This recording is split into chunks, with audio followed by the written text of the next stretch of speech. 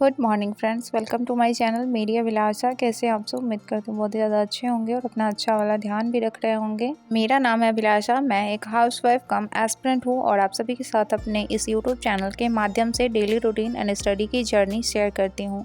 3-4 दिनों से video share नहीं कर रही थी क्योंकि मेरे सास ससुर यहीं पर थे, तो बस मैं उन्हीं के साथ लगी हुई थी। और मेरे साथ थोड़ी प्रॉब्लम है कि जब मैं अकेले रहती हूँ तो बहुत सारी चीज़ें कर लेती हूँ, लेकिन अगर कोई आ जाता है, कोई जो मेरे साथ नहीं रहता अचानक से आ जाता है, तो मुझे हर काम करने में नहीं बनता है। और आजकल थोड़ी तबीयत भी ठीक नहीं है, तो इस वजह से हालांकि आप लोग बोलते हैं डेली वीडियो डाला कीजिए और मैं ट्राई भी करती हूँ कि मैं डेली आप सभी के साथ वीडियो शेयर कर पाऊँ, लेकिन 4-5 दिन या 1 सप्ताह लगातार वीडियो शेयर करने के बाद ना कुछ ना कुछ ऐसा हो जाता है कि मुझे 1-2 दिन का ब्रेक लेना पड़ता है, 1 दिन मैं छोड़ देती हूँ।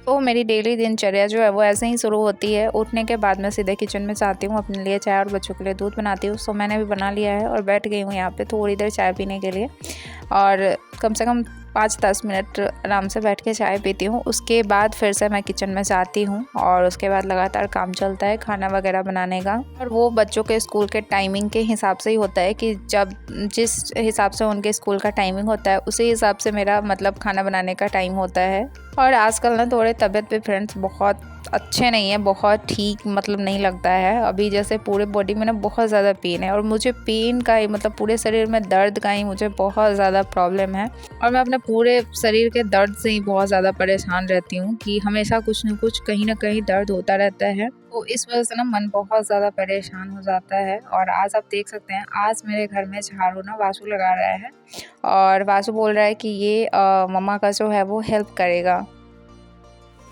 देखिए आज हम पूरा झाड़ू लगा देंगे, हम किसी को नहीं देंगे यार।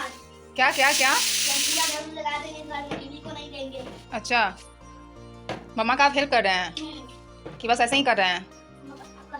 मम्मा का हेल्प, वेरी गुड। आज तक मम्मा का कोई हेल्प नहीं किया इस घर में, सिर्फ वासु अब थोड़ा थोड़ा हेल्प कर देता है मम्मा का। सही बोले, कोई वासु को हेल्प नहीं करता। नहीं, कोई वासु की मम्मा का हेल्प नहीं करता है। वासु सच में फ्रेंड्स, वो फीलिंग कितनी अच्छी होती है ना जब आपका बच्चा बोलता है कि मैं अपनी मम्मा का हेल्प कर रहा हूँ, और इतनी छोटी छोटी हाथों से जब वो कोई काम करता है तो इतना अच्छा, इतना बेस्ट फीलिंग होता है ना, मैं आपको बता नहीं सकती। तो आज वासु ने ना झाड़ू लगाने में मेरी मदद की है, और आपने देखा कि वो कितने अच्छे से झाड़ू लगा रहा था ना, मतलब एकदम लग रहा था कि डेली ही झाड़ू लगाता है, इतने अच्छे से एक एक कचरा निकाल के लगा रहा था। एंड ये सारी हैबिट ना उसने अपने डैडी से सीखी है, क्योंकि मेरे हस्बैंड का आता है जब वो कोई काम करता है ना तो वो बहुत परफेक्ट तरीके से करते हैं, ऐसा नहीं कि बिल्कुल जैसे तैसे कर दिया। तो जब भी अगर वो झाड़ू लगाते हैं ना तो वो बहुत अच्छे से लगाते हैं, एंड उसी तरीके से वासु भी लगा रहा था। तो बहुत सारी चीज़ें ना आपके बच्चे अपने मतलब पापा से भी सीखते हैं, एंड पापा का हैबिट अगर बहुत अच्छा रहता है घर में, फादर का हैबिट बहुत अच्छा रहता है, तो बच्चे ज़रूर गुड हैबिट सीखते हैं। तो आज खाने में ना मैंने बनाया था दाल वाली पूरियाँ, क्योंकि मेरे हस्बैंड का ऑर्डर था, उनको दाल वाली पूरियाँ बहुत ज़्यादा पसंद है। तो मैंने दाल भरी पूरी बनाई थी और सब्जी और खीर भी बनाया था, लेकिन मैंने सिर्फ यहाँ पे पूरी और सब्जी खा रही हूँ क्योंकि मुझे खीर पूरी सब्जी के साथ पसंद नहीं है। खीर मैं हमेशा अलग से खाती हूँ। और खाना खाने के बाद ना जस्ट मैं आ गई थी पढ़ाई करने के लिए। तो आज मैंने यहाँ पे बेड ठीक नहीं किया हुआ था, तो बस थोड़ा सा अभी बेड ठीक कर रही हूँ। अभी मैं इसको ठीक नहीं कर रही हूँ, बाद में ठीक करूँगी।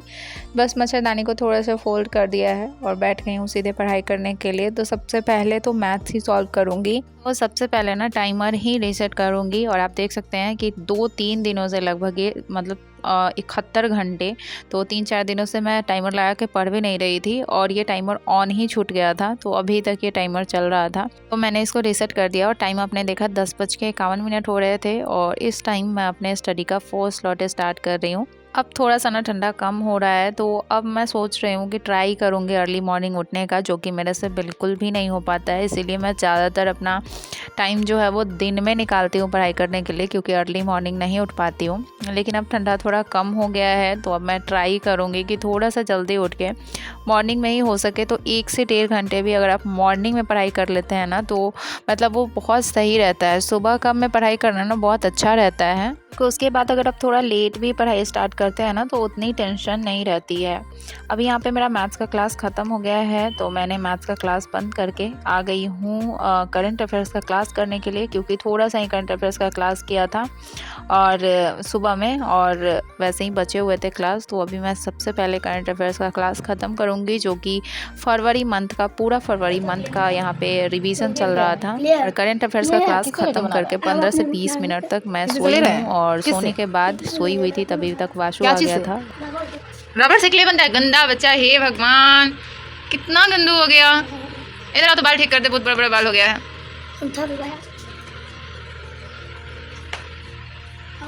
एक बात पता है, वो ना बच्चा ना इतना तेज दौड़ गया रहता है, इतना तेज हाथ धोने जाए थे रंग में, सीधे वो यहाँ पे माथा चोट लग गया।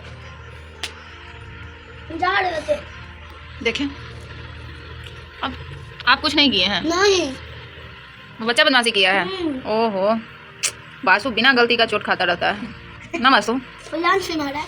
लंच से मारा है? क्यों मारा है तुमको? हम नहीं पता, हम कुछ भी नहीं किए थे। तो मैम को कंप्लेंट क्यों नहीं किया? मैम वासु को चोट लगने से ना फ्रेंड्स मैं इतना ज़्यादा परेशान हो गई हूँ कि मैं क्या ही बताऊँ। इसको ना इतना ज़्यादा चोट लग रहा है, इसने पूरे बॉडी में काले काले निशान हो गए हैं। देख के लगता है जैसे इसको किसी ने मारा है।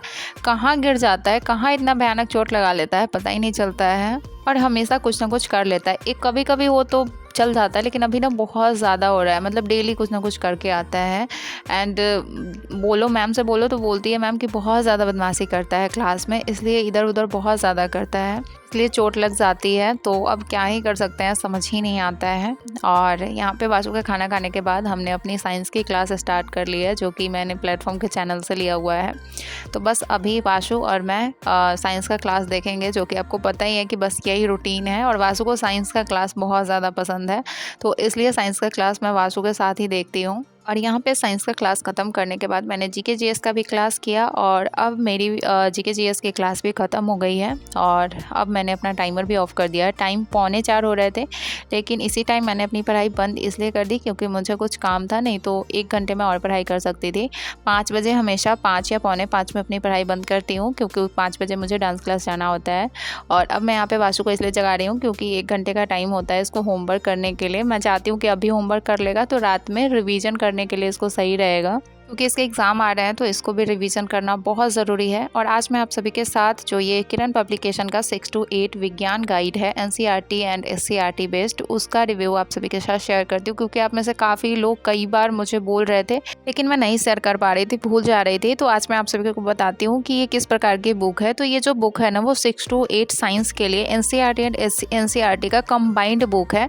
एंड आप इसमें कंटेंट पढ़ भी सकते हैं, साथ में एनसीईआरटी का टोटल क्वेश्चन 6 to 8 का जो होता है वो आप लगा सकते हैं। और इस बुक को पढ़ने से आपका बेस बहुत मजबूत हो जाएगा। जैसे बहुत सारे लोग बैच एनसीईआरटी एससीईआरटी का बेचते हैं ना, तो वो भी आपको यही क्वेश्चन कराते हैं जो सारे क्वेश्चन इसमें दिए हुए हैं। तो ये बहुत बढ़िया बुक है, मतलब आपको बेस स्ट्रॉन्ग करने के लिए बहुत बढ़िया बुक है। टीआरटी के लिए तो मुझे लगता है कि इतना कर लेने के बाद उनको साइंस के लिए कुछ और करने की ज़रूरत भी नहीं होगी। तो ये बुक तो वाकई में बहुत अच्छी है। हालांकि मैंने अभी तक इसको कंप्लीट नहीं किया है, 7th तक मैंने कंप्लीट कर लिया है, सिर्फ 8th के बचे हुए हैं। और उसको अब मैं किसी दिन भिड़ूंगी तो 2-3 दिनों में इसको ख़त्म कर दूंगी। और अब टाइम 5 बज गए हैं, तो सीधे मैं गई डांस क्लास। और डांस क्लास से आने के बाद आप मेरी हालत देख सकते हैं, एकदम मैं थक जाती हूँ। और वापस आने के बाद में फ्रेंड्स सच बता रही हूँ, कोई काम करने का मन नहीं करता है, मेरा मन करता है बस थोड़ा देर रेस्ट कर लूँ एंड उसके बाद पढ़ाई करूँ। लेकिन ऐसा बिल्कुल भी संभव नहीं हो पाता है, क्योंकि किचन ना बिल्कुल मेरा वेट कर रहा होता है। क्योंकि किचन में बहुत सारे बर्तन मतलब इस टाइम पे ही मैं धोती हूँ। तो बस यहाँ पे सीधे आ गई थी, थोड़ा देर रेस्ट करने के बाद 5 मिनट बैठने के बाद मैं सीधे किचन में आ गई कि पहले किचन वगैरह क्लीन कर देती हूँ, क्योंकि मेरे लिए ना ये काम बहुत बड़ा काम होता है जिसको मैं टालती रहती हूँ। एंड एक बार सोचती हूँ कि नहीं अब भी इसको करके ख़त्म कर देती हूँ।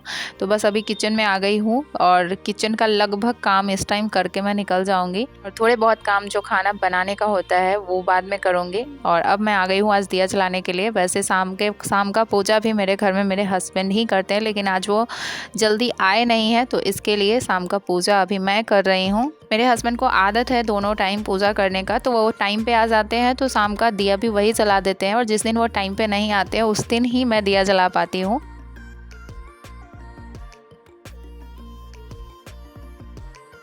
और यहाँ पे शाम का लगभग काम ख़त्म करने के बाद यहाँ पे बच्चे पढ़ाई कर रहे थे, तो मैं भी यहीं पे बैठ गई कि चलो कोई क्लास देखते हैं। मतलब क्लास तो इतने सारे यूट्यूब पे रहते हैं ना कि अगर आप करना चाहो तो मतलब इतना ज़्यादा आप हर टाइम कुछ ना कुछ पढ़ सकते हो, लेकिन उतना हमारे पास टाइम ही नहीं होता है कि हम उतने क्लास को देख पाए। तो अभी ना मेरा रूटीन ये होता है कि सबसे पहले तो मैं मैथ सॉल्व करती हूँ, क्योंकि मेरा मेन सब्जेक्ट मैथ्स और साइंस है। तो मैथ्स और साइंस पहले करती हूँ, उसके बाद करंट अफेयर्स अगर मॉर्निंग में किया तो ठीक है, नहीं तो बाद में फिर करंट अफेयर्स और जीके जीएस। तो ये मेरा डेली का भी चल रहा है। और उसके बाद अगर किसी दिन ज़्यादा टाइम मिलता है तो फिर मैं सर्च करती हूँ यूट्यूब पे, कभी ज्योग्राफी का क्लास देख लिया, कभी INM का क्लास देख लिया, इस तरीके से। और आप लोग पूछ रहे थे कि दी ज्योग्राफी के लिए कोई टीचर बताइए। तो जब मैंने इधर क्लास देखना स्टार्ट किया है तो मुझे लगा कि जो द ऑफिसर अड्डा के अंकेश सर है वो बहुत अच्छा ज्योग्राफी कराते हैं, एंड आप उनसे क्लास कर सकते हैं ज्योग्राफी का। मुझे बहुत अच्छा लगा उनका क्लास, मैं देखी हूँ 1-2। तो मैं डेली नहीं देख पाती हूँ, अगर उतना टाइम नहीं रहता है, लेकिन हाँ कभी कभी उनका क्लास जो है वो मैं अटेंड कर लेती हूँ, क्योंकि आप सभी को पता है कि ज्योग्राफी बहुत बड़ा सिलेबस है एंड 8 नंबर के लिए आप बहुत ज़्यादा नहीं पढ़ सकते हैं। तो बस तो जितना हो सके क्वेश्चन सॉल्व कीजिए, जहाँ से टाइम जितना मिलता है उतना दीजिए। तो बस वैसे ही मैं भी कर रही हूँ। और अब सारे काम ख़त्म करने के बाद वासु यहाँ पे गेम खेल रहा था कंप्यूटर में, तो मैं वासु के साथ बैठ गई हूँ यहाँ पे गेम खेलने के लिए, जो कि पजल सॉल्व करने वाला है। और बस मैं माउस घुमा रही हूँ, बाकी जो वासु ही मुझे बता रहा है कि कैसे कैसे इसको सॉल्व करना है। और चलिए इस वीडियो को आज मैं यहीं पेंट करती हूँ। मिलती हूँ नेक्स्ट वीडियो में कुछ नई बातों के साथ, कुछ नई एनर्जी के साथ। तो वीडियो को लाइक, चैनल को सब्सक्राइब कर लीजिएगा, मेरे साथ जुड़े रहिएगा। Bye bye and take care. Thanks for watching.